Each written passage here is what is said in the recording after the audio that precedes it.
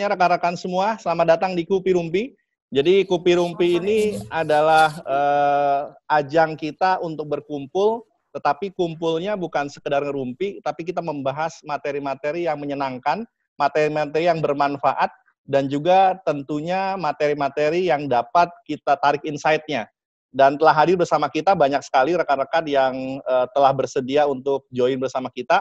Dan Kupi Rumpi kali ini yang disediakan setiap hari Sabtu jam 4 sore akan mengetengahkan tentang bagaimana tetap sehat mental di tengah pandemik. Dan telah hadir bersama kita Ibu Jeans Esperansi dan juga host kita. Jadi saya adalah co-host Abdul Latif dan saya telah bersama dengan Bapak Muhammad Ilham Muhammad Hasan. Selamat datang Bapak Ilham Muhammad Hasan.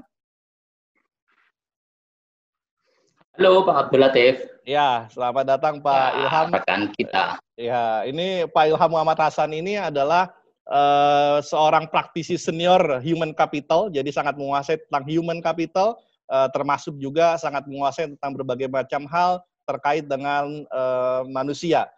Dan langsung saja saya serahkan kepada MC kita, Bapak Ilham Muhammad Hasan. Boleh berikan aplaus atau jempol atau apapun untuk Bapak Ilham. Terima kasih. Silakan Pak Ilham.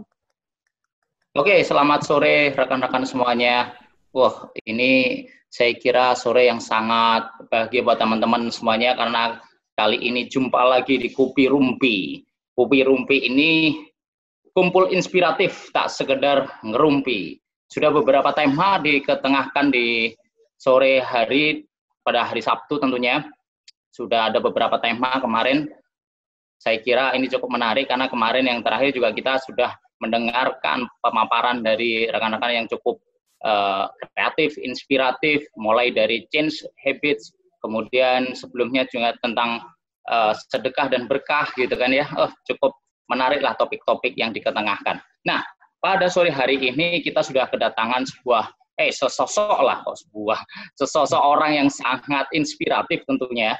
Kita cukup mengenal dia, mungkin ada beberapa rekan-rekan kita yang sudah mengenal, tetapi juga ada yang belum. Nanti kita akan coba kenal lebih dalam lah dari sosok yang nantinya akan mengetengahkan tema pada sore hari ini, menjaga kesehatan mental di tengah pandemik. Wah, luar biasa. Gimana teman-teman pada sore hari ini, sehat semuanya ya?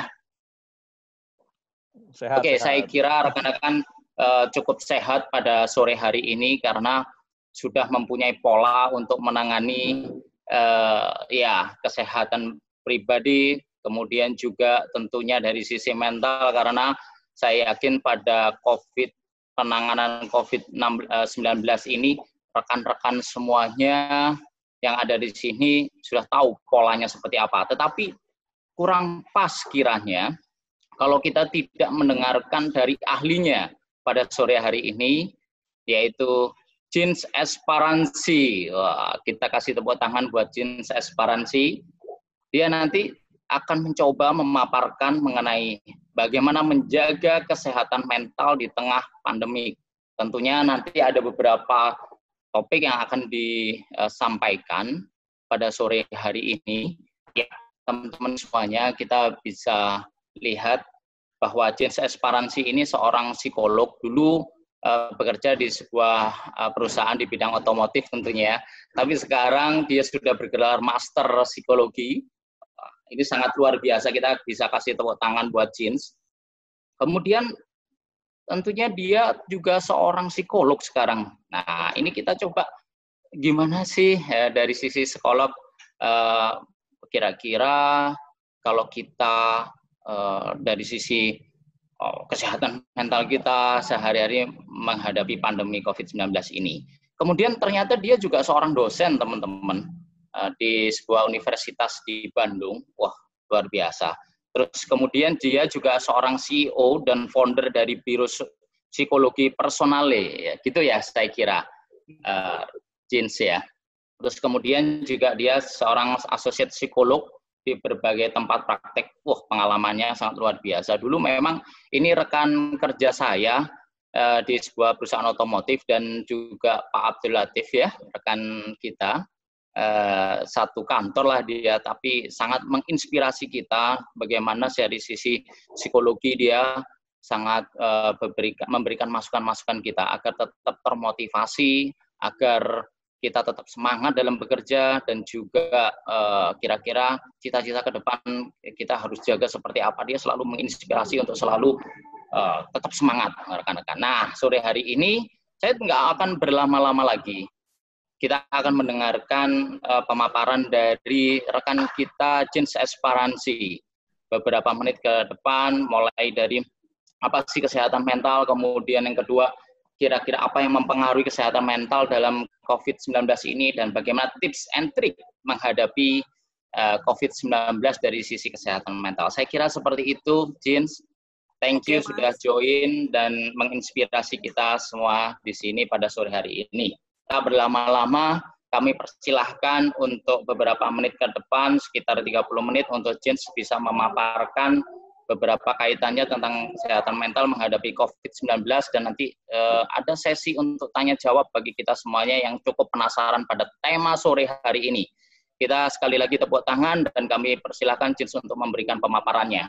Terima kasih, Jeans. Terima kasih, Mas Ilham. Sebelumnya ini Pak Latif masih belum bisa untuk screen sharing-nya. Mungkin bisa disetting sambilan menunggu. Tadi itu ya, Pak Ilham ini, atau biasa saya panggil Mas Ilham, itu bukan cuma sekedar rekan kerja ya, tapi sebenarnya beliau ini senior saya sekaligus atasan saya dulu di perusahaan otomotif yang disebutkan tadi ya. Jadi sebenarnya ini agak grogi juga nih ya, gimana sih harus presentasi kayak dulu kerja gitu ya, harus sharing di sini. Nah, kemudian tadi saya lihat teman-teman banyak yang join ya, beberapa sudah saya kenal. Ini dari Bandung, dari Jakarta, kayaknya ada yang dari Norwegia nih ikutan join nih. Saudara Feni ya. Terima kasih semua atensinya. Jadi hari ini kita akan berbicara tentang kesehatan mental. Sebelumnya suara saya cukup jelas? Jelas, Mbak Jeans. Jelas ya? Oke. Baik. Pertama, kita akan topiknya tadi Mas Ilham sudah menjelaskan. Kita akan secara umum dulu membahas kesehatan mental itu apa sih? Kemudian bagaimana pengaruh dari kesehatan mental itu sendiri pada masa-masa pandemik ini, itu seperti apa gitu ya. Kemudian diakhiri dengan beberapa saran atau tips yang teman-teman bisa lakukan ketika berada di rumah. Baik. Nah, berikutnya saya perkenalkan diri terlebih dahulu. Tadi sudah dijelaskan cukup lengkap lah sama Mas Ilham ya.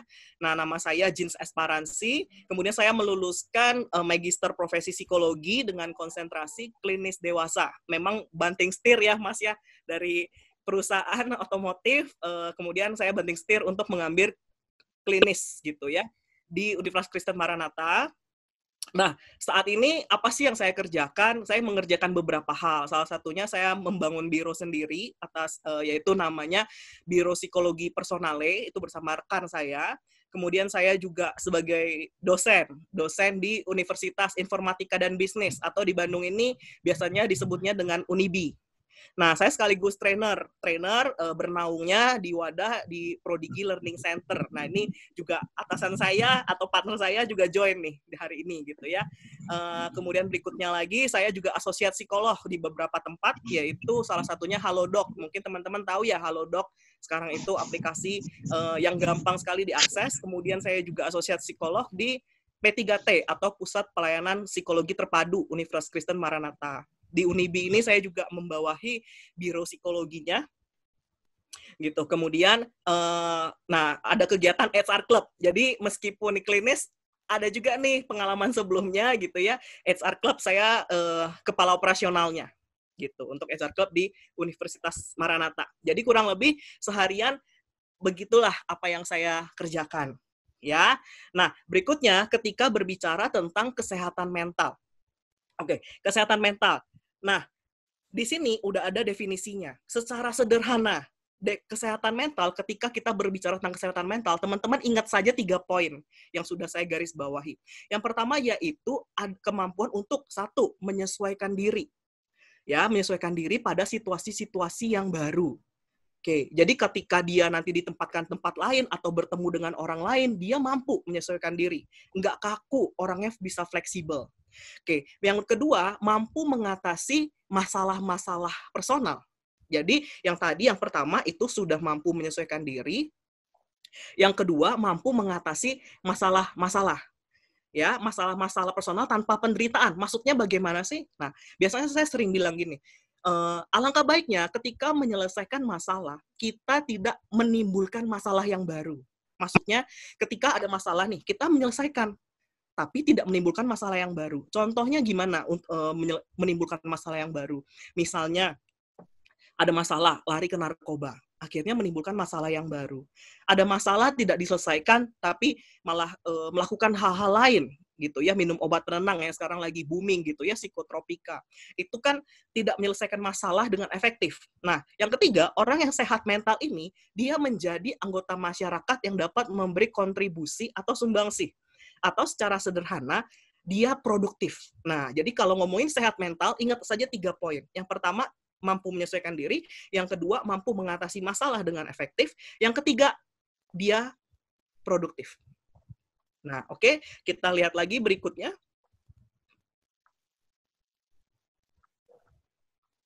Nah, ini berikut ini adalah ciri-ciri orang sehat mental, ya. Nah, jadi ketika saya sebutkan di sini sekaligus adalah kebalikannya orang yang tidak sehat mental. Orang yang sehat mental di poin pertama adalah dia memahami dan menerima kenyataan serta tidak menyangkalnya. Nah, ketika kita ngomongin, oke, satu-satu ya Mas ya. Ketika kita berbicara tentang memahami dan menerima kenyataan serta tidak menyangkalnya, jadi misalnya seseorang lagi berduka cita, gitu ya, lagi berduka cita. Dia memang memahami bahwa dia sudah ditinggalkan. Nah, tapi ada orang-orang yang mungkin masih menyangkalnya meskipun sudah dalam jangka waktu yang lama. Masih merasa, enggak, dia masih ada kok, dia cuma pergi keluar kota.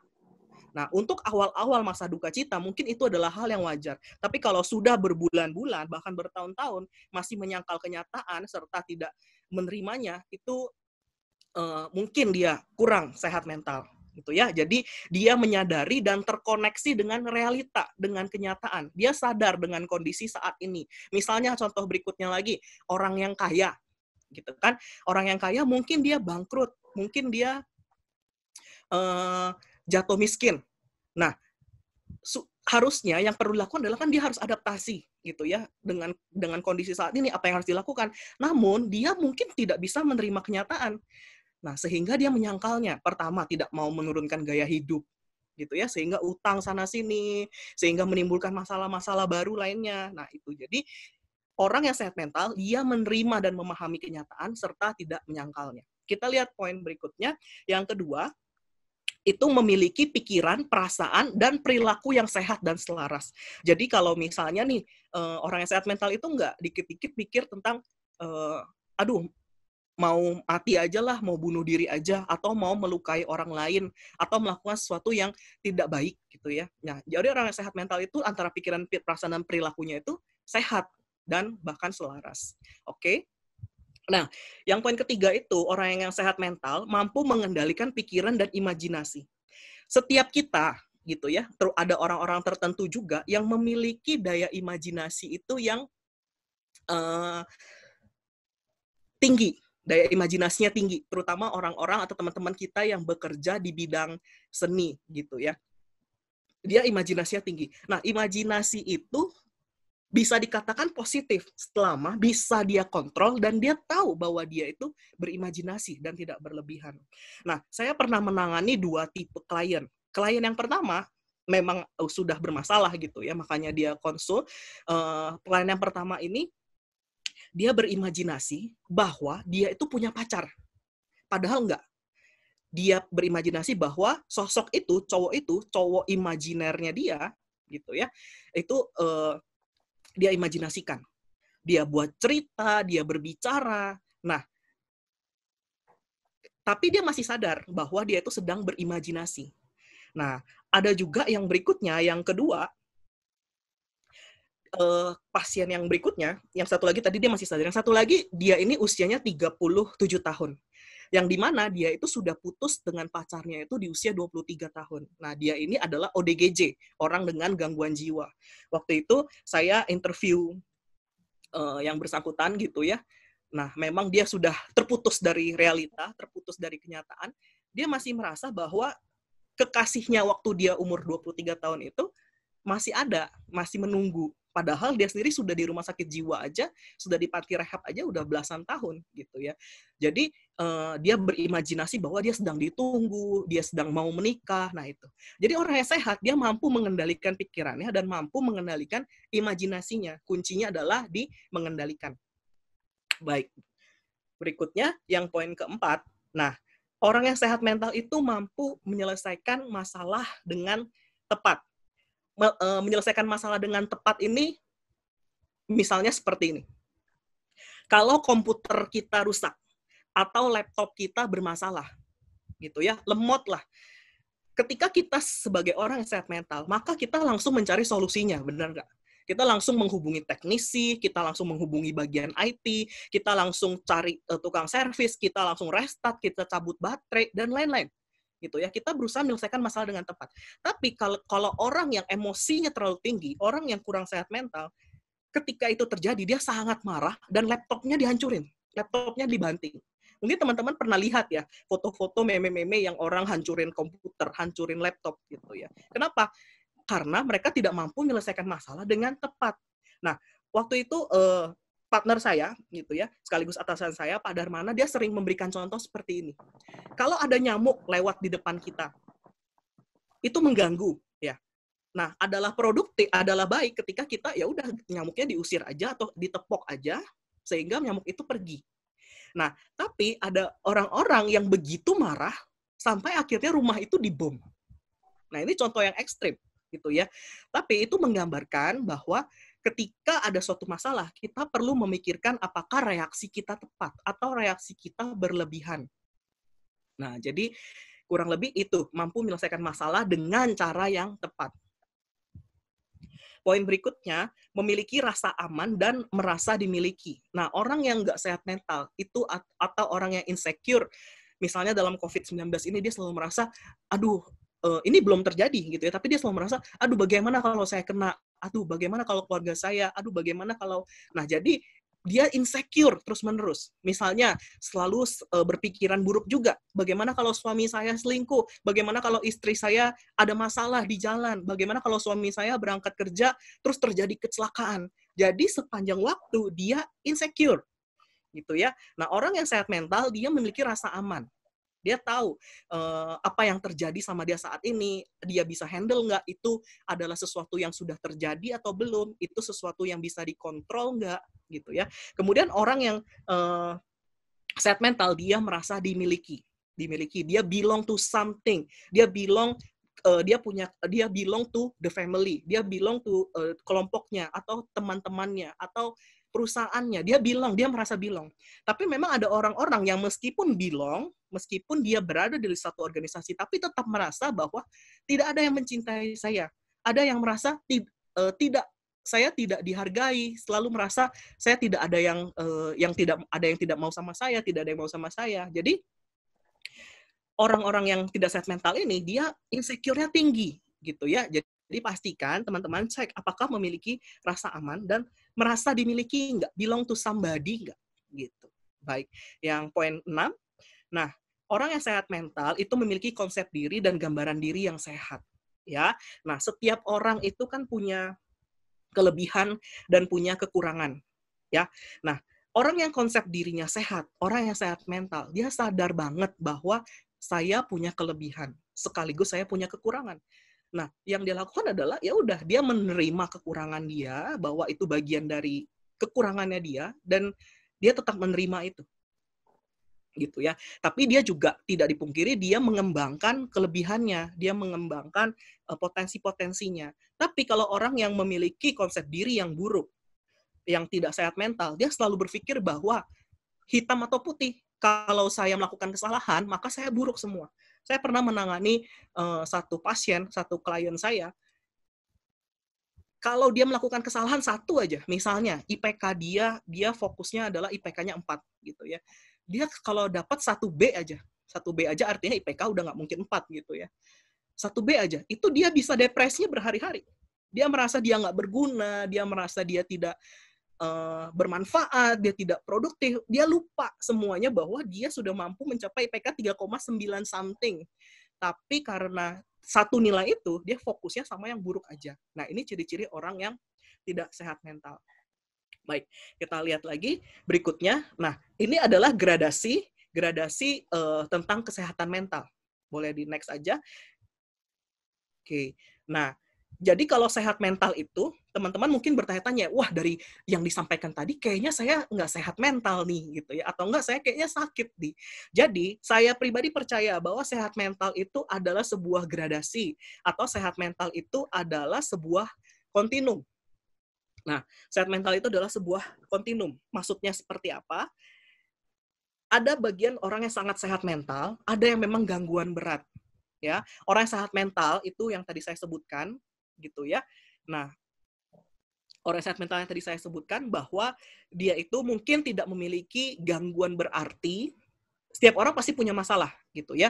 Setiap orang pasti punya masalah, tapi mungkin dia merasa itu bisa dia solve dan tidak masalah, gitu ya, dan tidak mengganggu sekali, dan dia merasa puas atau bahagia dengan hidupnya. Nah, berikutnya lagi ada gangguan ringan. Nah, gangguan ringan ini misalnya ya stres ringan gitu ya, gangguan penyesuaian, pola makan dan tidur terganggu. Kadang-kadang kita juga kalau lagi banyak masalah sulit gitu ya untuk tidur, untuk makan, cemas. Nah, sampai merasa unhappy. Nah, ini menariknya, ada orang-orang, banyak juga klien-klien saya atau pasien-pasien saya itu datang dengan keluhan, saya tidak memiliki masalah apapun. Saya tidak ada masalah, keluarga saya harmonis, suami saya baik, anak saya lucu, pekerjaan saya bagus, dia seorang dokter gitu ya, pekerjaan saya bagus, tapi saya merasa unhappy aja, saya nggak happy dengan hidup saya gitu ya. Nah, jadi memang ini kontinum ini bergradasi banget, dari orang yang penuh masalah sampai orang yang sangat happy. Ada orang-orang yang nggak apa-apa tapi nggak happy. Nah, memang happiness ini satu topik yang menarik sendiri gitu ya, satu topik besar yang menarik. Kebetulan 2 minggu lagi saya akan membahas topik ini ya. Topik ini 2 minggu lagi saya akan bahas tentang happiness. Are you happy gitu ya. Nah, kemudian berikutnya lagi gangguan sedang. Nah, gangguan sedang ini sudah mulai muncul pikiran-pikiran bunuh diri, nggak pengen hidup, dia udah sulit fokus, udah linglung lah gitu ya, tidak nafsu makan, sulit tidur, jadi tidak mau kontak dengan orang lain, emosinya sudah sangat bergejolak, uncontrol gitu ya. Nah, sampai gangguan yang berat. Kalau gangguan berat ini yang biasa mungkin kita kenal sebagai ODGJ. ODGJ ya, orang dengan gangguan jiwa, dia mulai muncul waham. Waham itu adalah suatu keyakinan yang salah. Misalnya waham, dia percaya bahwa dia adalah nabi. Dia percaya bahwa dia adalah presiden republik tertentu, gitu ya. Itu adalah waham, sekaligus mirip apalah, kurang lebih sama kayak delusi, gitu ya. Kemudian halusinasi, dia membayangkan, dia mendengar sesuatu, dia merasa dia mendengar sesuatu, tapi hal itu nggak ada. Dia merasa ada yang ngomong sama dia, tapi hal itu nggak ada. Nah, kemudian itu sudah sampai suicidal attempt. Kalau tadi mungkin masih pikiran, kalau ini sudah attempt, udah melakukan tindakan bunuh diri berkali-kali. Dan menarik diri sepenuhnya dari orang lain. Biasanya orang-orang dengan ODGJ tipe paranoid gitu ya, dia merasa kalau dia keluar rumah pasti ada yang jahatin dia. Kalau dia keluar rumah pasti ada yang nguntit dia, ada yang nguping pembicaraan dia gitu. Itu kurang lebih gradasi kesehatan mental. Nah, jadi kalau saya sendiri percaya bahwa setiap kita mungkin ada fase-fasenya mengalami, kadang-kadang ada gangguan ringan, kadang-kadang merasa, wah saya lagi sehat mental banget nih, saya lagi happy banget nih. Atau mungkin ketika orang lagi duka cita gitu ya, yang tadi dia sehat mental banget, tiba-tiba dia kehilangan secara mendadak orang yang dia cintai, itu ya pasti ada sedikit goncangan gitu ya, pasti ada goncangan, dan ini wajar. Jadi setiap orang bisa ada di titik yang mana gitu ya. Nah, biasanya sih rata-rata sampai gangguan sedang. Kalau gangguan berat itu memang biasanya sudah hampir dirawat, sampai dirawat inap gitu ya. Baik, berikutnya lagi. Nah, sekarang kita bahas tentang, kalau tadi gambaran umum ya, sekarang kita bahas tentang mental health issue selama di COVID-19. Selama di COVID-19 ini, kita kebanjiran berita-berita negatif. Ya, belum lagi berita hoax, belum lagi komentar-komentar para haters. Nah, saya pribadi, saya pernah sampai nggak bisa tidur saking keselnya baca berita gitu ya, saking jadi mellow karena baca-baca berita tentang korban-korban yang menjadi kelaparan dan lain-lain. Oke, nah kemudian bisa kita next aja secara cepat. Ini berita-berita yang saya kumpulkan, tidak perlu dibaca ya, nanti ke trigger jadi cemas begitu ya. Oke, sebentar ya.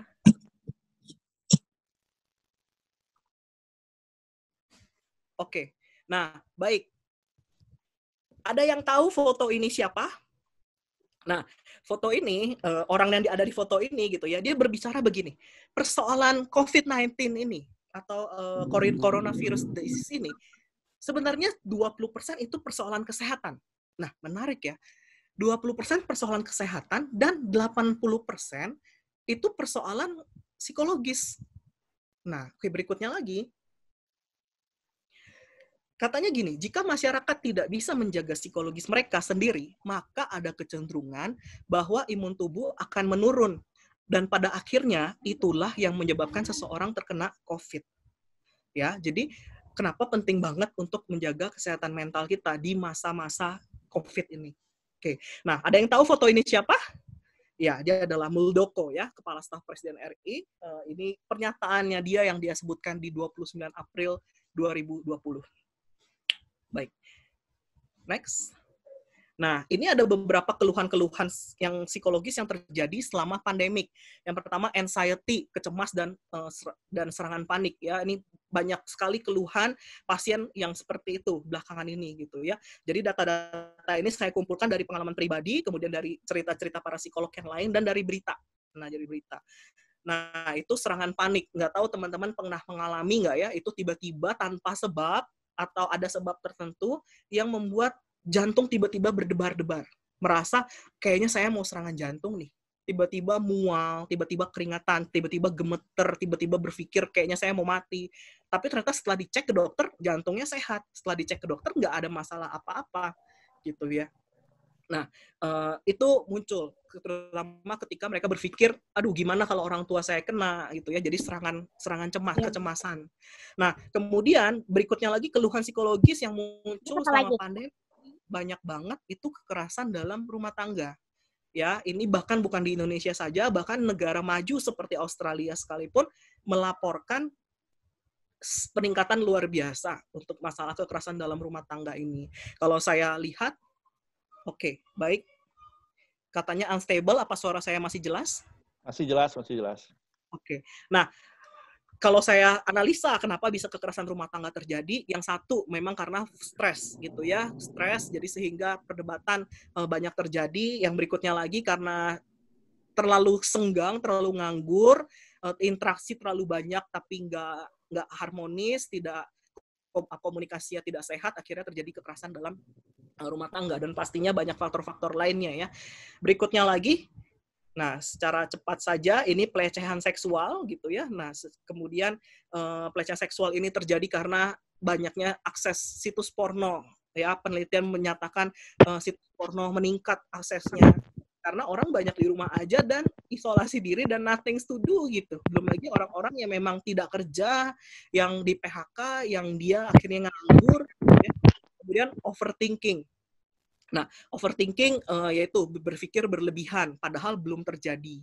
Ya, nah ini obsessive compulsive disorder. Apa itu? Yaitu secara sederhananya, kalau teman-teman tahu, perilaku membersihkan diri secara berlebihan atau melakukan sesuatu berlebihan. Ya, misalnya orang yang obsesif kompulsif ini sebenarnya masuk di kategori kecemasan. Jadi misalnya cemas, apakah kalau dia lap meja nih, misalnya ya, lap meja, udah bersih tapi dia masih merasa kotor, dia lap terus berulang-ulang. Misalnya dia kunci pintu, dia udah kunci pintu, tapi dia merasa belum. Akhirnya dia balik lagi kunci pintu lagi, cek kompor gas lagi. Kenapa? Karena cemas. Nah, jadi karena virus corona ini, orang mungkin dapat cuci tangan berkali-kali, dia merasa cemas, masih kotor, padahal udah cuci terus gitu ya. Makanya banyak orang-orang yang tangannya menjadi terkelupas, kebanyakan pakai disinfektan, kebanyakan cuci tangan, padahal nggak beraktivitas juga. Nah, berikutnya lagi stres dan anger.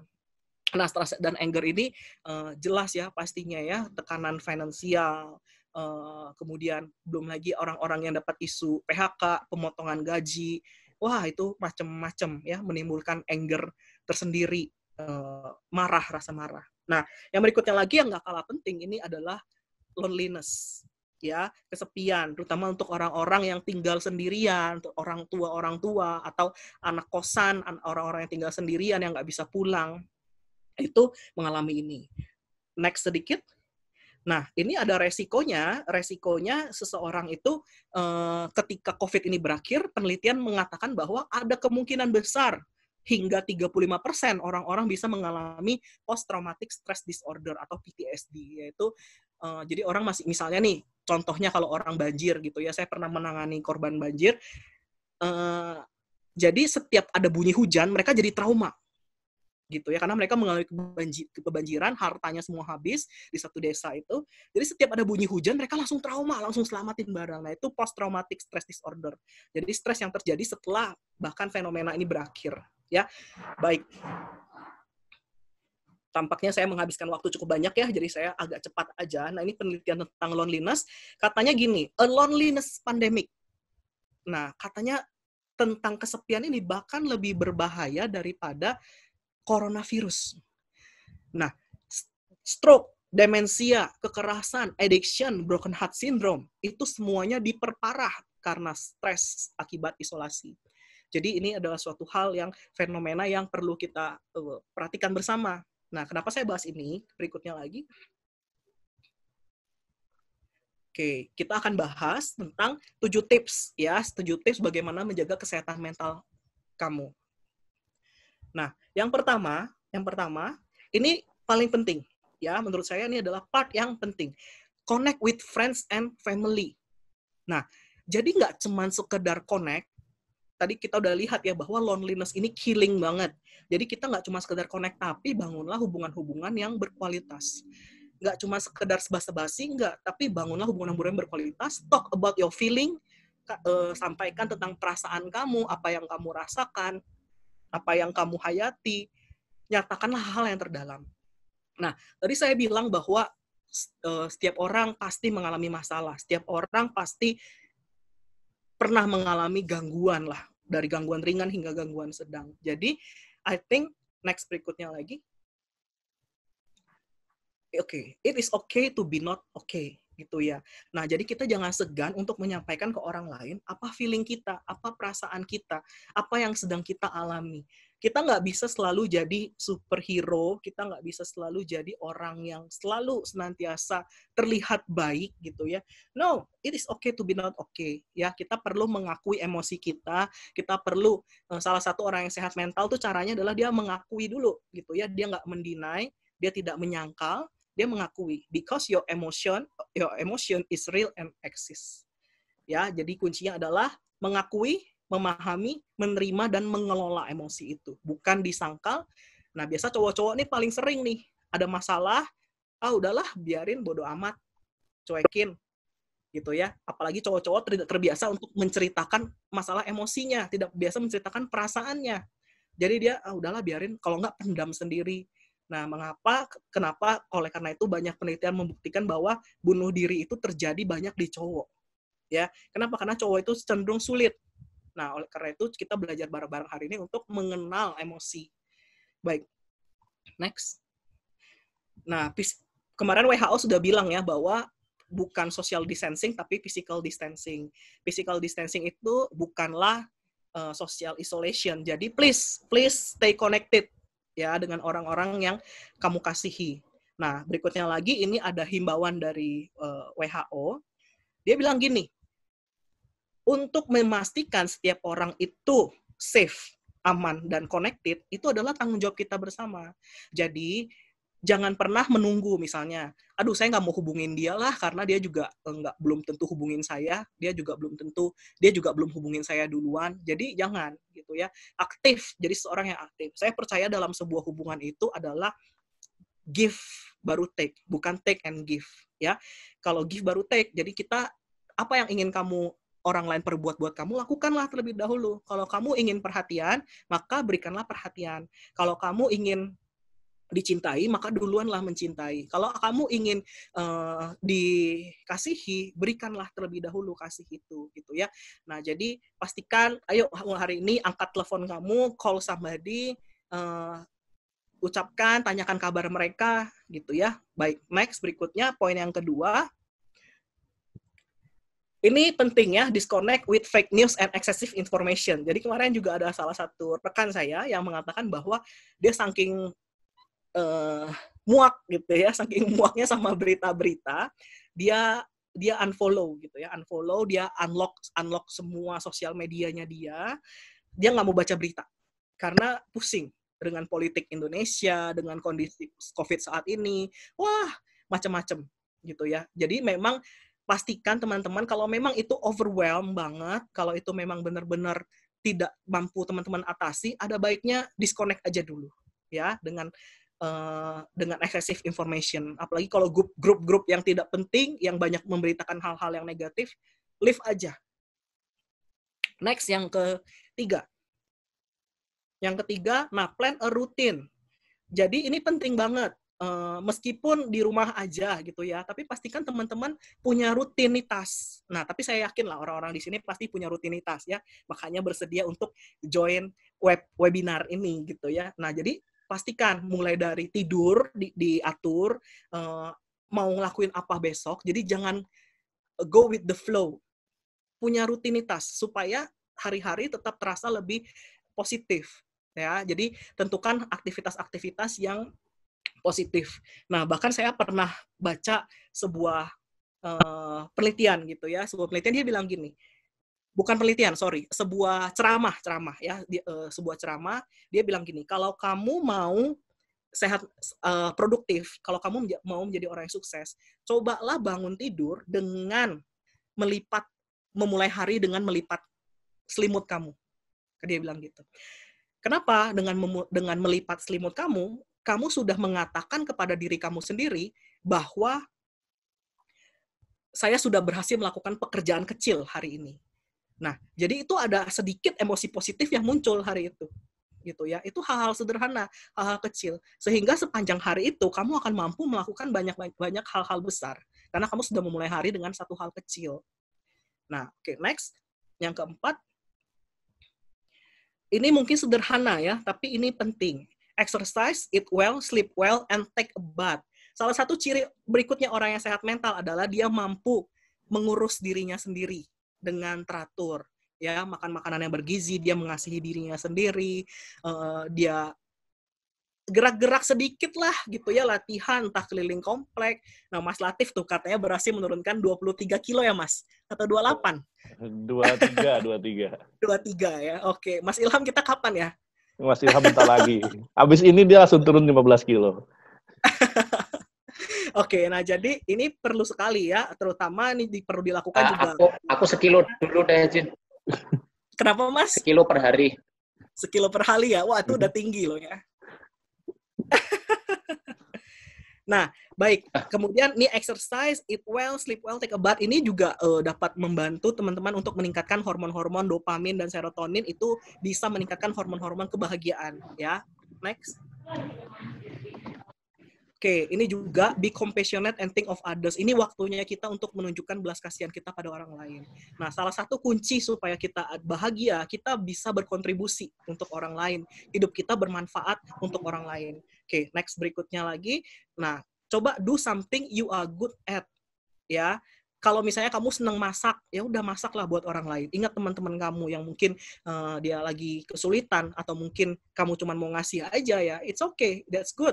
Misalnya nih kayak gini gitu ya, Mas Latif, Mas Ilham itu punya koneksi gede, mereka senang berbagi, akhirnya kita buat mereka buat wadah ini gitu ya, dan saya diundang untuk sharing ya saya dengan senang hati juga karena ini adalah sesuatu yang saya senangi, berbagi untuk hal-hal yang saya pahami gitu ya. Next, yang keenam. Nah, yang keenam, be mindful ya. Ini adalah teori psikologi yang sedang berkembang pesat, itu tentang mindfulness ya. Mindfulness intinya adalah kita fokus pada kondisi saat ini, present moment. Nah, banyak orang yang terlalu terfokus sama masa lalu, mereka tidak bisa move on dari masa lalu, dan mereka terlalu takut dengan masa depan. Nah, misalnya, saya nggak mau senang-senang sekarang, saya mau hidup menderita aja. Saya nabung mati-matian supaya nanti masa depan saya tidak kacau, tidak berantakan. Itu baik. Tapi kalau sampai mengorbankan masa kini, kamu nanti nggak happy gitu ya. Kamu beranggapan bahwa di masa depan kamu akan happy, tapi di masa kini kamu nggak happy. Nah, jadi alangkah baiknya mindfulness itu salah satunya adalah fokus untuk keadaan saat ini. Ya, kemudian take a breath. Take a deep breath. Ini solusi yang sangat efektif ketika teman-teman mengalami serangan panik, merasa cemas, emosi, anger, marah, tidak terkontrol. Itu penting banget langsung menarik nafas yang dalam. Nah, cara tarik nafasnya itu, tarik nafas itu menggunakan diafragma atau menggunakan perut, bukan menggunakan nafas dada. Ya, itu berbeda. Kalau menggunakan nafas dada, ketika tarik nafas, maka yang kembang adalah dadanya, ya. Ini yang kembang adalah dadanya, sedangkan yang harusnya yang kembang adalah perutnya. Oke, jadi itu ya. Be mindful, take a deep breath. Nah, yang terakhir, ask for help if you really need it, ya. Nah, jadi banyak juga orang-orang yang ragu, aduh saya ke psikolog nggak ya, aduh saya ke dokter nggak ya, aduh saya ke psikiater nggak ya. Nah, saya mendorong banget untuk teman-teman yang memang merasa membutuhkan, atau ada teman kalian yang merasa membutuhkan, didorong aja, ayo, kalau perlu ajakin, kalau perlu temenin untuk find a doctor, psychiatrist, or psychologist. Karena prihatin juga orang-orang yang datang ke kami itu rata-rata kasusnya udah berat gitu loh. Jadi ketika kita mau tolong ya perlu proses panjang ya. Jadi coba didorong sebelum masalah menjadi terlalu rumit. Nah, terakhir ini penutupan. Menurut ini ada saya ambil bagus ya. Mental health is not a destination, it is a process. Jadi sehat mental itu bukanlah suatu tujuan, tapi itu adalah suatu proses, suatu perjalanan. It is about how you drive, not about where you going. Itu tentang bagaimana kamu mengendarai, bukan kemana kamu akan pergi. Jadi mental health itu adalah sebuah proses. Oke, next-nya lagi. Nah, berikut sekian pemaparan dari saya. Itu wah lama juga ya. Terima kasih. Ada pertanyaan, saya serahkan kembali kepada host-nya atau kepada Mas Latif ya. Oke, thank you Jens atas pemaparannya, luar biasa. Ini tadi saya mau teriak tuh, ini temennya siapa? Temennya Pak Abdul Latif, Pak Muldoko. Biasa ngopi bareng soalnya sama dia. Oh gitu. Iya, ini banget Jens. Oke, rekan-rekan, habis ini kita akan coba lemparkan beberapa pertanyaan kepada pemateri kita. Tentu saja nanti saya akan kasih waktu buat teman-teman, silakan untuk bertanya melalui chat atau langsung raise hand dengan menggunakan emote reaction. Tapi yang pertama saya penasaran nih Jins untuk bertanya, karena pada masa pandemi ini ketika kita mendapatkan source informasi yang sangat banyak, kadang-kadang kita merasa cemas sendiri, sehingga pada satu titik ada pernah teman bercerita, waduh aku kok kadang tubuh merasa nggak enak ya, padahal nggak apa-apa juga, sempat dia juga merasa kayak, ini sebetulnya demam apa enggak sih, padahal pada saat diukur suhu tubuhnya ternyata fine-fine aja gitu. Tetapi dia merasa kayak, aduh aku demam nggak sih ini dan sebagainya. Kayak merasa ada gejala sendiri gitu. Tapi ada kesimpulan apakah sebetulnya dia psikosomatis atas kecemasan diri yang cukup tinggi karena banyaknya interaksi yang membuat informasinya cukup banyak sehingga dia nggak bisa memilah itu gitu. Boleh sedikit pemaparannya, Jins? Oke, kalau misalnya definisi psikosomatis itu adalah sakit beneran, gitu ya. Oh, Sakit oke, beneran oke. yang disebabkan karena psikis. Misalnya dia terlalu stres, yang tadinya nggak apa-apa, beneran jadi demam. Nah, tapi kalau dalam kasusnya temennya Mas Ilham ini kan dia udah dicek dokter juga, tapi nggak demam gitu kan ya. Ya, Tapi nggak demam, nggak betul. apa-apa. Nah itu ada fenomenanya namanya hipokondriasis, Mas.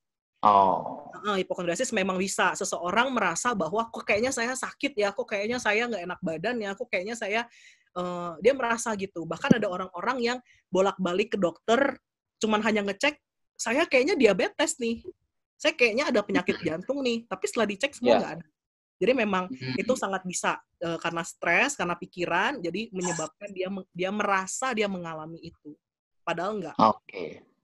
Oke. Thank you. Kita coba lempar ke teman-teman nih. Silahkan yang mau bertanya. Kami persilahkan buat teman-teman. Siapa yang mau bertanya? Oke, saya Jins, Latif dulu. Sebelum nanti teman-teman kalau mau nanya silahkan teman-teman nanti bertanya via chat atau nanti bila bertanya langsung dengan men-unmute perangkatnya. Nah, saya bertanya Jins, stres itu dulu Jins pernah cerita tentang eustress sama distress. Artinya tidak semua stres itu membahayakan atau merugikan. Ada stres-stres tertentu yang mungkin bisa sangat bermanfaat buat kita untuk memompa produktivitas. Mungkin di masa pandemik ini bagaimana kita supaya kalaupun kita stres itu tetap produktif atau malah meningkatkan produktivitas, Jins? Baik, memang itu sangat bisa dibilang subjektif ya Mas ya. Memang waktu itu kita pernah bercerita ada 2 jenis stres. Sebenarnya jenis stres itu banyak, tapi salah satu teorinya ada 2 jenis stres. Yang pertama eustress dan satu lagi distress. Bagaimana eustress itu, stres yang dialami seseorang itu justru memotivasinya. Contoh misalnya, seseorang yang naik pangkat gitu ya, seseorang yang ditawarkan posisi baru, itu pasti mengalami stres.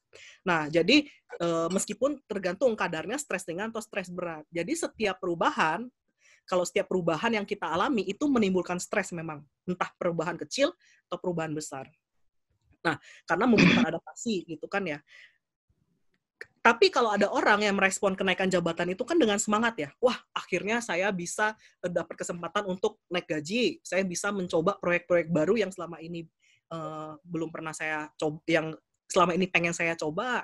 Tapi ada juga orang yang langsung di-stres. Aduh, tanggung jawab baru. Aduh, waktu yang tersita lebih banyak. Aduh, nanti tekanan dari mana-mana. Itu di-stres gitu ya. Nah, yang outputnya pun beda. Yang eustress dia jadi lebih produktif, lebih semangat, lebih gencar. Tapi yang di-stress dia justru jadi menarik diri misalnya. Dia bahkan jadi nggak mau masuk kerja misalnya. Nah, sama dengan masa pandemik ini gitu ya. Dia memanfaatkan contoh misalnya di rumah aja. Ada orang-orang sebagian yang ngeluh aja tiap hari. Aduh bosen nih kapan di rumah aja. Padahal mungkin kalau kita mengambil sudut pandang yang lain, di rumah aja tuh bisa kita manfaatkan dengan hal-hal yang positif, melakukan hal yang positif, hal-hal yang menyenangkan. Meskipun pasti setiap orang ada titik bosannya, pasti setiap orang ada titik jenuhnya. Jadi it is okay to be not okay gitu ya. Nah, setiap orang pasti ada titik jenuhnya. Jadi mungkin kalau di rumah aja stresnya seperti apa, bisa jadi eustress, bisa jadi distress, itu sangat tergantung sudut pandang setiap orang, itu berbeda-beda gitu Mas. Nah, jadi bisa kita manfaatkan orang yang di-stres di rumah aja, jadinya dia nggak mau ngapa-ngapain, dia ngambek, dia pundung, dia ngambek ya, dia ngambek, dia jadi nggak mau beraktivitas, misalnya kemudian kasus PHK aja misalnya, contoh lagi, during COVID-19 ini. Dia di PHK, itu pasti ganggu goncangan yang besar gitu ya. Tapi ada orang-orang yang memutuskan, oke, sekarang saya mau ngapain. Ada orang-orang yang jadi sangat semangat jualan, itu sekarang Instastory saya penuh dengan orang-orang jualan frozen food lah, daging-daging lah. Tapi saya menghargai itu bentuk mereka untuk survive. Ya, itu bisa jadi eustress. Nah, tapi bisa menjadi sebuah distress juga kalau ya itu tadi yang saya bilang bahwa itu dia menyebabkan dia sangat menjadi sangat down dan tidak melakukan apa-apa. Itu hanya beberapa contoh ya Mas ya, karena memang pasti fenomenanya setiap orang beda-beda. Tadi PHK, kemudian masalah di rumah aja atau isolasi. Terjawab Mas Latif? Terima kasih atas pertanyaannya, Abang Gita Abdul Latif. Kira-kira ada yang lain dari rekan-rekan semuanya? Kalau nggak salah di chat media ada di chat atau ada? Ada di chatnya ini dari Dila. Ada pertanyaan nih dari Dila. Dila ini siapa? Kalau boleh tahu Faradila atau siapa nih? Faradila. Oke, dari saudari kita Dila. Apa yang harus saya lakukan di saat kondisi seperti ini? Apabila kita sudah menjaga kebersihan, pakai masker, sudah aware kita tetap tentang wabah ini sangat tinggi, tetapi masih ada aja orang yang tidak melakukan protokol penggunaan masker, menjaga kesehatan dengan baik dan sebagainya. Tetapi saya sudah berusaha menasehati, namun tetap terulang kembali, mungkin awareness-nya kurang. Kadang sampai kesel jadi jengkel sendiri. Nah ini sehingga menimbulkan stres nih bagi diri sendiri.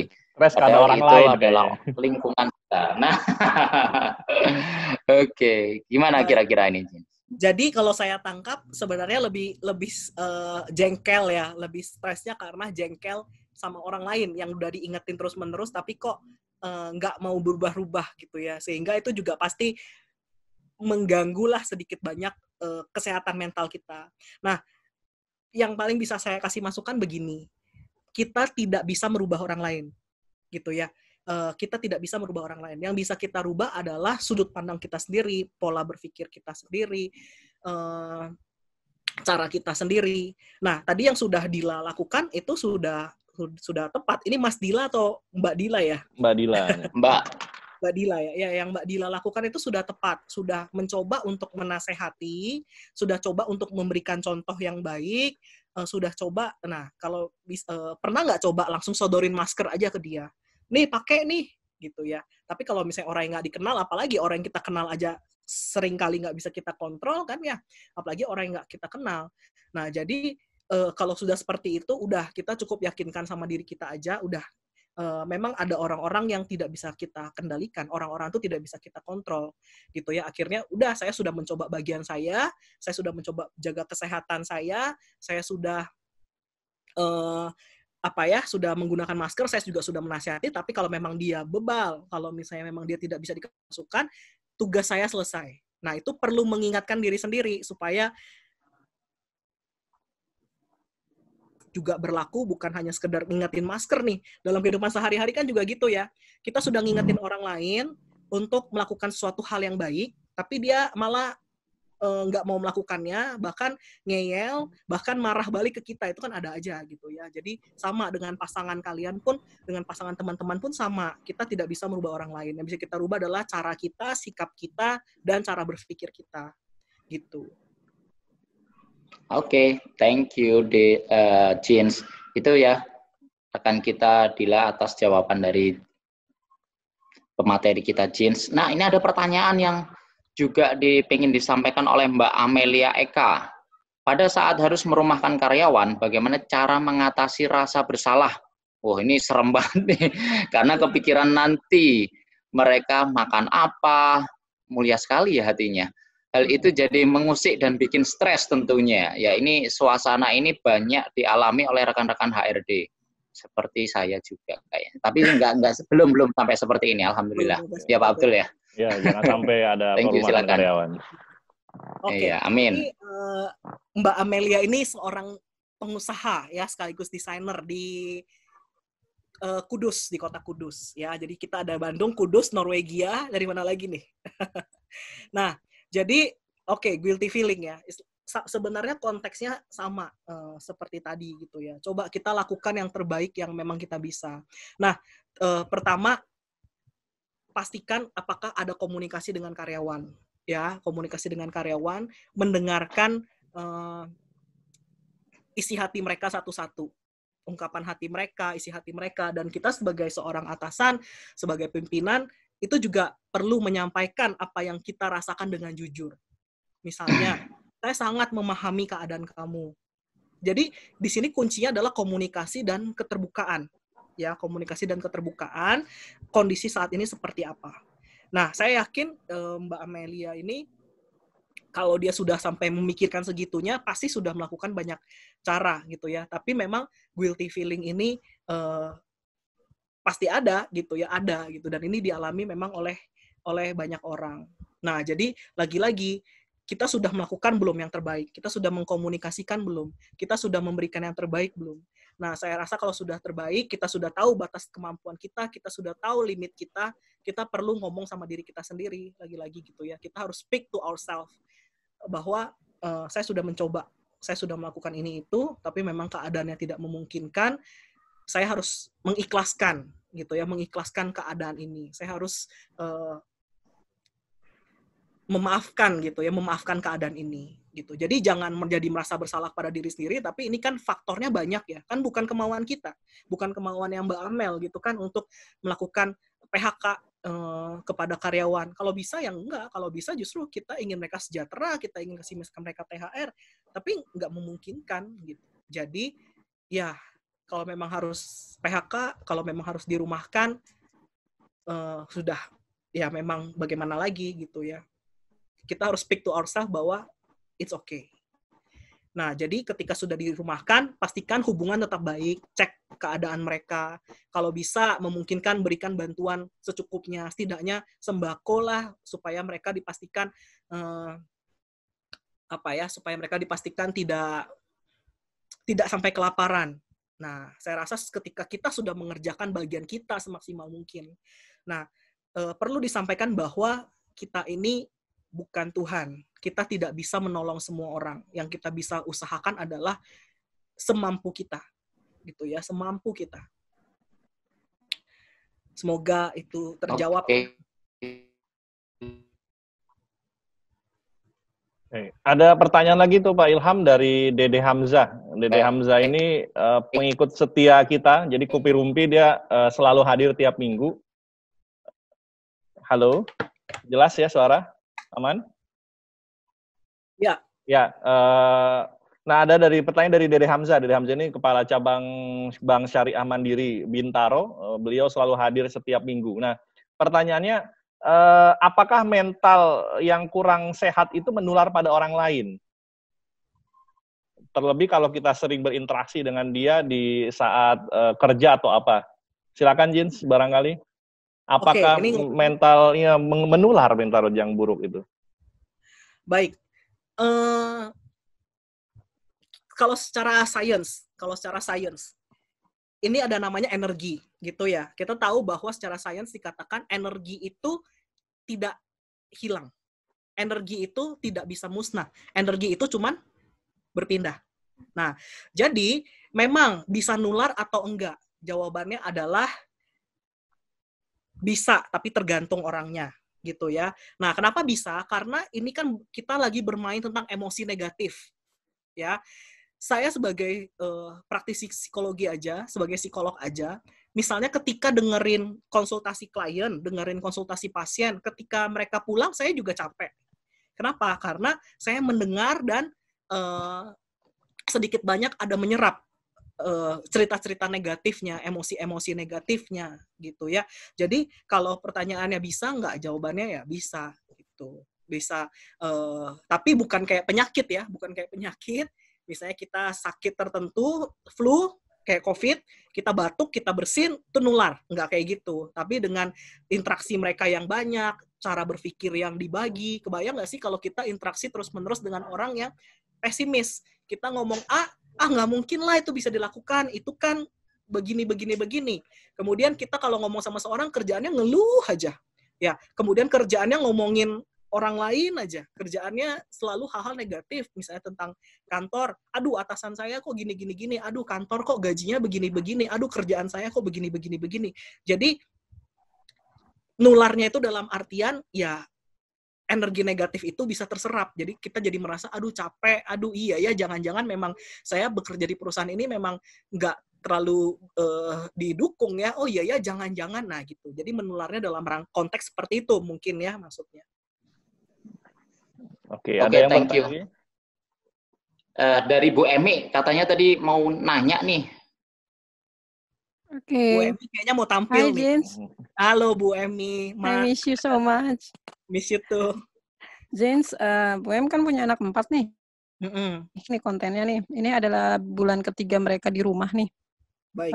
Kan anak-anak mahasiswa sekarang, anak SMA sekarang, bahkan anak SD, kegiatan mereka jauh lebih tinggi kan dari mereka, dari kita. Nah, sekarang bulan pertama itu alhamdulillah seperti sebuah kenikmatan karena semua berkumpul, bahagia. Ada keluar masak, ada yang suka ini walaupun mereka daring ya, walaupun mereka belajar, tapi sekarang masuk bulan ketiga ini apalagi sudah tahap daring itu sudah kejenuhan, sudah mulai muncul nih di mereka. Ada yang mulai uring-uringan, ada yang mulai minta izin main, ada yang mulai pengen nonton, ada yang mau ketemu teman macam. Bahkan ada yang undang teman. Sementara COVID kan kita belum tahu nih sampai kapan. Yeah. Apa yang harus saya lakukan, James, untuk menenangkan keempat makhluk ini untuk tetap still dan tetap menikmati kebersamaan ini? Umur berapa, Bu M? Wah, semester 6, semester 4, dan kelas 3 SMA, dan kelas 6. Baik. Jadi memang anaknya umurnya itu ya lumayan bervariasi ya. Jadi memang pertama kita perlu komunikasikan gitu ya sama mereka bahwa bukan cuman kamu yang mengalami ini. Kalau misalnya klasifikasi stres, ini termasuknya cataclysmic stress, yaitu semua orang di seluruh dunia ini mengalami ini. Hampir semua orang di dunia ini mengalami ini. Jadi ini adalah resiko yang perlu kita hadapi bersama. Bukan cuma kamu yang bosan, gitu ya. Bukan cuma kamu yang stres. Semua orang, teman kamu pasti juga, guru kamu, dosen kamu, semua pasti juga. Nah, jadi ketika kita berikan seperti itu, mereka biasanya ekspektasinya menurun dulu. Itu satu. Yang kedua, memang sebagai orang tua, kita perlu kreatif untuk melakukan kegiatan-kegiatan di rumah tuh bervariasi. Misalnya, ya perlu kreatif lah, misalnya melakukan lomba kayak aktivitas bersama, nonton streaming bareng, diskusi bareng gitu ya. Jadi memang keluarga ini perlu lebih kreatif untuk menciptakan supaya suasana mungkin ya lakukanlah banyak hal dengan olahraga bersama, ikut zumba bareng gitu kan.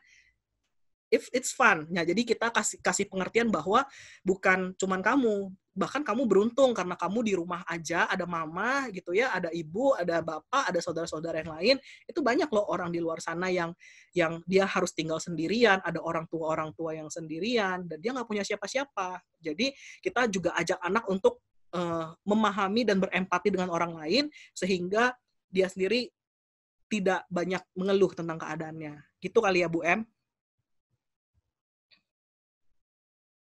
Oke, terima kasih. Thank you, Bu. Jens ya. Ya, thank you, Jens, atas jawabannya. Ini ada satu lagi pertanyaan nih, Jens. Cukup menarik juga. Bagaimana mengatasi stres di tempat kerja dikarenakan pimpinan? Waduh, pimpinan terlalu mengatur karyawan secara berlebihan oleh karena kecemasan dan kekhawatirannya yang berlebihan terhadap pandemi ini. Wow, ini biasa nih, leader-leader ini kadang-kadang cukup tight juga nih ngawasin, bahkan mungkin ada kamera CCTV bagi kita, bahkan sampai rumah pun masih ada CCTV nih dari atasan kita. Weekend juga ditelepon gitu ya. Aduh, jadi curhat. Yuk. Malam-malam diteleponin juga.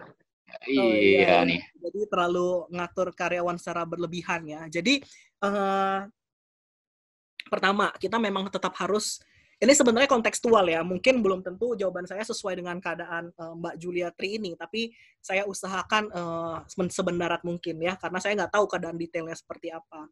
Tapi yang pertama, kalau menurut saya sih, lakukan saja bagian kamu gitu ya, terutama kewajiban-kewajiban. Dari Senin sampai Jumat, kalau Sabtu kerja, ya kerjakan sebisa mungkin.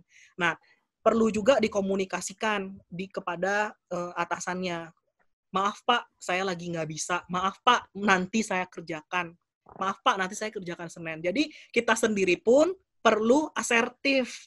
Ya, kita sendiri pun harus belajar mengkomunikasikan apa yang kita rasakan dengan win-win solution. Jadi kita perlu asertif gitu ya. Nggak semata-mata semua yang diperintahkan itu harus kita lakukan dan harus kita terima. Jadi kalau dia cemas, nah, kita pastikan segala tanggung jawab yang pokoknya itu sudah dikerjakan dengan baik. Tapi yang berikutnya lagi, yang paling penting adalah komunikasi gitu ya. Nah, kita perlu belajar untuk say no. Tidak, kita harus belajar untuk itu. Kita harus belajar untuk menolak pekerjaan di weekend kalau itu memang tidak mendesak. Ya, itulah ya intinya komunikasi, tetap kerjain bagian kita sebaik mungkin, dan kita juga perlu menghargai waktu kita. Kalau kita menghargai waktu kita bisa membuat orang lain juga menghargai waktu kita. Begitu. Jadi nggak semua hal harus diturutin, tapi tetap dengan cara win-win solution gitu ya, dengan cara yang baik. Karena kalau kita nggak pernah nolak, ya bos kita nggak akan pernah tahu kalau kita terganggu. Gitu. Kalau memang kita sudah menolak, kita sudah menjelaskan dan dia tidak bisa menerima berarti dia memang bukan atasan yang baik gitu ya. Dia memang bukan atasan yang baik. Tetap tunjukkan respect, tapi kita juga perlu bersikap untuk menentukan pilihan dan keputusan kita gitu. Ini agak grogi ya karena Mas Ilham ini atasan saya dulunya nih. Enggak, tapi Mas Ilham ini atasan yang sangat Atasan baik. yang baik kayaknya. Betah sekali biasa ya. Ya, itu jujur apa enggak nih, Jins? Lumayan lah. Mentang-mentang jadi host sekarang jadinya dikatain baik. Enggak. Oke, thank you lah. Tetapi ya, kita lihat bahwa teman-teman itu tadi pernyataannya Jins sangat menarik ya. Ya kita juga mengalami, mungkin beberapa dari teman-teman ada yang mengalami hal yang sama. Kalau umpama pertanyaan itu bisa diduplikasi, hampir sebagian besar juga menanyakan tentang itu kali ya, Jins. Oke. Ada lagi pertanyaan mungkin di penghujung acara ini ada dari Papua. Dari Papua. Ujung nih. Mungkin dia sudah buka duluan nih. Habis buka langsung bertanya. Tadi sih dia nyimpen tuh pertanyaan. Sekarang langsung tune in. Silakan Mas Raja. Mas Raja ini rekan kita dari Papua nih. Oke, silakan. Selamat malam untuk waktu Indonesia bagian timur. Selamat berbuka puasa untuk waktu Indonesia bagian tengah. Yang bagian barat tunggu sebentar lagi berarti ya. Siap. Oke, siap. Silakan. Mbak Jen. Iya. Kepala sudah invite juga dan juga teman-teman semua. Ya, izin gabung. Ya, sebenarnya cukup menarik. Tadi saya lihat beberapa pertanyaan mungkin ada sangkut pautnya ya dengan beberapa yang ingin saya tanyakan. Karena kondisinya kalau di saya mungkin seperti ini.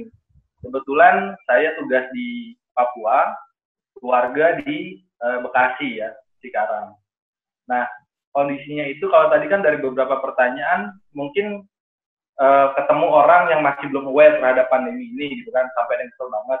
Nah, kalau saya kondisinya itu terpisah jarak dengan keluarga, jaga hubungan komunikasi intens, ngasih warning terus terhadap bahayanya pandemi ini, tetapi sepertinya kondisi lingkungan sekitar itu tidak mendukung untuk kita aware terhadap pandemi ini. Jadi saya jadi intens telepon pagi, siang, sore, ngingetin kondisi sekarang gimana, kalau keluar seperti apa. Tapi itu kan kondisi di lingkungan rumah itu sepertinya masih biasa aja ya.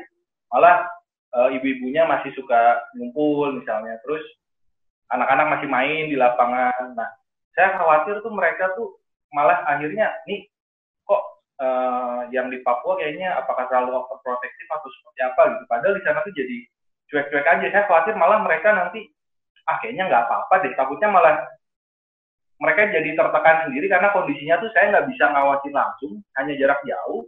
Tapi mereka di sana akhirnya ketika kita kasih tahu nih iya aja, tapi karena lingkungannya tidak mendukung, tuh akhirnya mereka ya ikut dengan lingkungan itu gitu. Jadi saya kepikirannya tuh ini karena jauh, baiknya gimana ya? Kita pendekatannya ke keluarga, karena kalau untuk lingkungan kan kita pasti susah nih berubahnya. Paling tidak keluarga kita tuh bisa tetap yakin bahwa ini tuh memang benar-benar harus kita hadapi bareng-bareng dan harus disiplin gitu. Oke. Gitu Mbak Jen. Baik. Bayang kali ya. Minta pindah ke Jakarta aja, Cak. Gantiin. Nggak ada. Oke. Silakan, Jens. Baik. Jadi pertanyaannya lebih ke bagaimana gitu ya caranya mengedukasi keluarga supaya sadar banget bahwa ini tuh masalah yang serius gitu kan. Padahal keluarga iya aja gitu ya. Nah, Ini pertanyaan yang menarik ya, karena menyangkut tentang keluarga sendiri gitu kan. Apalagi kalau lingkungan sekitarnya tidak mendukung. Nah, kalau memang Mas Raja sangat concern dengan mereka, mungkin bisa ditanyakan kenapa tidak pakai masker. Menurut mereka keadaan saat ini tuh seperti apa? Keadaan saat ini tuh menurut kalian, jadi lebih diberikan informasi, diberikan informasi dengan cara bertanya. Jadi kalau kita cuman memberikan informasi, mereka belum tentu meresap, belum tentu itu mereka internalisasi gitu ya. Tapi misalnya nih, kita tanya, menurut kalian kondisi saat ini gimana sih? Bahaya nggak ya kalau misalnya nggak pakai masker? Jadi kita berikan pemahaman dengan cara memberikan pertanyaan. Jadi suruh mereka yang mikir sendiri, suruh mereka yang punya pencerahan sendiri, begitu. Nah, berikutnya lagi, jadi memang kadang sulit juga ya, kita sudah mencoba untuk melakukan yang terbaik, tapi memang orang lain nggak bisa dengar. Ya, lagi-lagi ya gitu ya, kita nggak bisa memaksa orang lain. Dan setiap orang punya pilihan gitu loh, setiap orang punya pilihan. Jadi coba mungkin berikan awareness juga bahwa ini bukan hanya merugikan diri kamu sendiri, ini juga bisa merugikan orang lain. Jadi mungkin kalau mereka hanya ngomong tentang diri sendiri bahwa saya nggak apa-apa kok, saya sehat kok, mungkin itu nggak berfungsi gitu. Tapi ketika kita berikan edukasi bahwa kamu tahu nggak kamu itu bisa menularkan, kamu itu bisa sebagai penghantar gitu ya, itu mungkin di edukasi seperti itu mungkin untuk mereka bisa lebih mempan. Jadi memang setiap orang ini penghayatannya beda-beda gitu ya, bukan memang saya juga banyak menemukan udah jelas-jelas nggak boleh pulang kampung, tapi ada aja gitu ya orang-orang yang sampai sekarang ada beli tiket mudik lah, pulang lah gitu. Dan itu orang-orang yang teredukasi dengan baik gitu. Ya, kita hanya bisa lakukan bagian kita ya. Tapi kalau misalnya untuk keluarga, ya gitu, kita bisa salah satu tekniknya dengan kita memancing dengan pertanyaan. Ya, kita memancing dengan pertanyaan. Kalau memang dia benar-benar nggak bisa berubah, ya kita harus ikhlas gitu ya. Kita harus ikhlas bahwa ya udahlah, yang penting kita sudah mencoba yang terbaik, kita edukasi, selebihnya kita berserah dan berdoa gitu. Jadi kita pun nggak ikutan stres gitu, kita pun nggak ikutan jadi malah kesel sendiri gitu. Kita ingatkan aja bahwa oke lah, saya sudah mencoba mengingatkan gitu. Semoga aja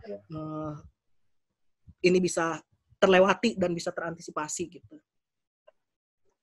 Oke, Jins, ini ada pertanyaan yang sekiranya cukup menarik dari yang paling jauh, Jins. Hanya saja saya nggak pengen membaca tulisannya, saya pengen dengar suaranya secara langsung dari Feni Hardi yang sekarang ada di Norway nih. Norway ini kalau nggak salah dekatnya Papua ya. Oke, silakan, Fen. Halo, Fen. Tapi ada kebutuhan gitu. Oke, silakan, Fen. Halo. Jam berapa di sana? Jam 12, masih jam 12:04 sekarang. Oh. Masih siang, jadi lagi bikin keributan. Nah, ya kayak tadi silakan. Kan sekarang kan yang masih banyak diangkat dan dibahas itu adalah mengenai gimana mental menghadapi situasi sekarang nih. Nah, ketika pandemi ini akhirnya berakhir, pasti masih ada kayak istilahnya insecurities tadi atau ketakutan ketika apalagi kan vaksin masih belum ditemukan, terus masih ada resiko kita bisa terpapar dan lain sebagainya. Nah, kalau seandainya nih nanti lockdown sudah tidak berlaku, misalnya kalau di sini kan udah mulai relaksasi nih, sekolah sudah mulai buka, semuanya udah mulai buka, ya di samping tetap harus social distancing dan ini itu gimana ngadapinnya, gimana supaya rasa aman itu benar-benar ada gitu loh.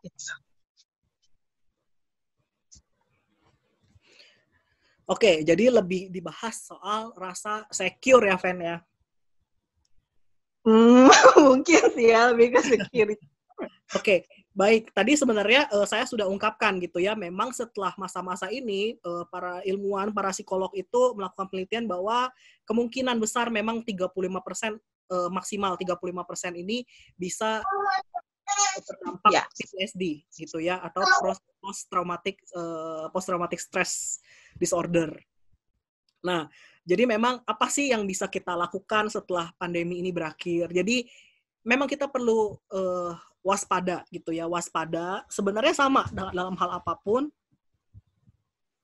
waspada, tapi tidak berlebihan gitu. Jadi tidak berlebihan, kita sendiri perlu membatasi diri kita, perlu mengontrol diri kita. Nah, untuk relaksasi ya misalnya memang menjaga batas aman. Nah, ini udah pada pamit ya mau buka puasa. Baik, sewajarnya lah, misalnya kalau kondisi saat ini, nanti ke depannya tetap jaga kebersihan. Ya mungkin justru new normal ini buat kita mungkin jadi lebih sehat. Salah satu dampak positifnya ya, kita terbiasa mencuci tangan, kita terbiasa menjaga kebersihan, kita terbiasa tidak sembarangan menyentuh orang, gitu. Jadi, coba kita memikirkan hal-hal yang positifnya aja. Ya, hal yang positifnya aja, pastinya ada insecurity, pasti ada, kecemasan pasti ada, tapi time to time, waktu ke waktu kita perlu terus mengingatkan diri kita bahwa kita tidak bisa mengontrol sesuatu yang belum terjadi. Kita hanya bisa fokus sama hal-hal yang bisa kita kontrol saat ini. Gitu. Kalau kita sudah melakukan yang terbaik, nah ini kita perlu speak to ourselves gitu ya. Kalau kita sudah melakukan yang terbaik, kita perlu belajar untuk mengikhlaskan. Kita perlu belajar untuk menyerahkan gitu. Jadi, tapi fokusnya adalah kita persiapkan dulu yang terbaik ya. Jadi memang masalah insecure ini panjang, Fan. Masalah insecure ini panjang. Biasanya orang-orang yang insecure ini pasti bukan cuma hanya COVID aja, pasti banyak aspek dalam kehidupannya gitu ya. Aduh takut ini itu, takut jadi orangnya mudah trauma biasanya, kemudian takut. Nah, jadi daripada mengkhawatirkan sesuatu yang belum terjadi, kita fokus aja sekarang apa yang bisa saya kerjakan saat ini. Saya bisa fokus apa untuk kesehatan anak-anak saya bisa fokus apa untuk kesehatan pasangan saya gitu. Jadi kuncinya tadi mindfulness gitu ya, kita fokus sama keadaan sekarang, right here, right now. Gitu paling Fan masukan yang bisa diberikan gitu ya, karena memang mengatasi insecure ini perlu proses panjang, tapi kuncinya adalah itu tadi ya, mengingatkan diri sendiri terus-menerus dan stay in the present. Oke, Jins, mungkin mungkin terakhir ya, nanti kalau ada yang mau nanya silahkan. Kan tadi kan kata Pak Muldoko 80% itu salah satunya adalah mental. Sebenarnya saya mau tahu teman-teman kita, saudara-saudara kita yang terkena COVID-19, yang baik itu yang positif atau yang PDP, kira-kira mereka teman-teman psikolog Jins ikut mendampingi untuk proses mereka penyihatan mentalnya atau benar-benar murni memang medis yang menangani? Baik. Nah, sekarang ini HIMSI, Himpunan Psikologi se-Indonesia, itu sudah melakukan sebuah gerakan. Itu mereka membuat program sejiwa namanya gitu ya. Itu sudah bisa diakses, itu sudah diakses secara gratis. Jadi orang boleh telepon buat appointment kapan aja, terutama untuk penderita COVID ini. Gitu. Tapi memang tidak dilakukan kontak langsung seperti para dokter ya. Tapi secara hotline itu tersedia. Itu para psikolog sudah standby, sudah mendaftar untuk program sejiwa, dan ini dilakukan dengan oleh HIMSI gitu ya, dengan cuma-cuma. Gitu, paling pendampingan psikologinya dari HIMSI pusat seperti itu. Gimana Mas Latif? Ya baik, jadi memang sudah ada upaya dari para psikolog ya, tapi memang belum intens bahkan resmi menjadi bagian dari penanganan COVID yang dilakukan oleh pemerintah kita ya. Mungkin semoga nanti pasca ini baru ada proses melibatkan psikolog secara intens, barangkali gitu ya. Oh, ada sih itu. Jadi kalau misalnya saya searching di beritanya yang tentang Pak Muldoko ini, itu beritanya itu satu paket dengan launchingnya sejiwa, Mas. Oke. Gitu. Jadi memang bagian dari usaha pemerintah juga ya, bareng dengan himpunan psikolog para psikolog Indonesia ini gitu. Oke. Bukan hanya psikolog sih, ilmu psikologi kita juga peran besar di sana. Siap. Baik, Jins, thank you Abang kita Abdul Latif atas pertanyaannya. Karena waktu juga ini sudah menunjukkan 17.30, mungkin ada beberapa rekan-rekan kita yang akan melaksanakan buka puasa. Tak terasa juga kita sudah hampir 1,5 jam ya. Untuk itu mungkin ada closing statement, Jins, pada pertemuan kita sore hari ini, sehingga dari apa yang sudah disampaikan tadi menjadi punch point lah buat kita semuanya atas sharing yang dilakukan. Silakan. Nah, memang itu lagi ya, bahwa kesehatan mental ini penting banget, karena itu menjadi salah satu kunci supaya kita bisa, selain survive, kita juga bisa menghidupi kehidupan kita dengan maksimal, dengan optimal, gitu. Nah, jadi mari saling sama-sama menjaga tanggung jawab pribadi masing-masing dan luangkan sedikit buat orang lain, ya. Nggak hanya sedikit lah, banyak gitu ya untuk orang lain, kita berkontribusi untuk orang lain, kita membantu orang lain. Ini waktunya untuk menunjukkan compassion to others. Ini waktunya untuk menunjukkan belas kasih pada orang lain, terutama untuk kita-kita yang memang masih mampu, kita masih dapat gaji tetap, kita masih dalam keadaan sehat. Lakukan yang bisa kita lakukan. Dengan kita membantu orang lain, kita sebenarnya juga sedang menolong diri kita sendiri untuk menjadi manusia yang seutuhnya, yang sempurna. Paling gitu, Mas. Oke, thank you, Jins. Terima kasih rekan-rekan semuanya yang sudah join pada sore hari ini. Tetap positif, tetap fokus, dan tentu saja tetap produktif, yang tentunya bisa kita lakukan, tetap berkomunikasi dengan khalayak ramai, sehingga kita bisa lebih produktif lagi, dan tentunya kita juga bisa mengatasi COVID-19 ini dengan baik.